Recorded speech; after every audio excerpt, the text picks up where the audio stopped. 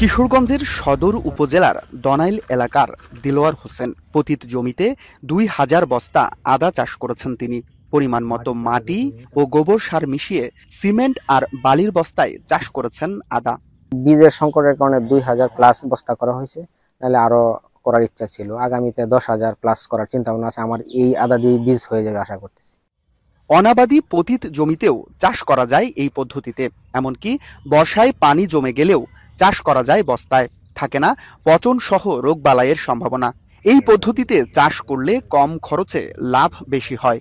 আদা লাগাইলে একটা ব্যাগের মধ্যে 1 কেজি থেকে 300 থেকে 1 কেজি আদা হয়। 200-300 টাকা কেজি আদা কিনে এনে খাই। নিজের হইলো, আমি খেতে হচ্ছে, আমি বিক্রিও করলাম, নিজে চললাম। কৃষককে আদা চাষে কারিগরি সহ অন্য সব ধরনের সহায়তা দিচ্ছে কৃষি বিভাগ। সারা দেশেই এই আদা চাষ, বস্তা আদা চাষ সম্প্রসারণ করা হয়েছে। যদি কোনো প্রাকৃতিক দুর্যোগ না হয়, তাহলে আশা করা যাচ্ছে আগামীতে অন্তত 1 লক্ষ মেট্রিক টন আদা কম আমদানি করতে হবে। প্রতি বছর বাংলাদেশে প্রায় ২,৫০০ মেট্রিক টন আদার চাহিদা থাকে, যার বিপরীতে মাত্র ৫০,০০০ মেট্রিক টন আদা উৎপাদনের সক্ষমতা রয়েছে দেশের। মশিউর কায়েস, এখন কিশোরগঞ্জ। ২৫০টিরও বেশি ডিজাইন অপশন নিয়ে ওয়ালটন স্মার্ট ফ্রিজ, বোঝে আপনার প্রয়োজন।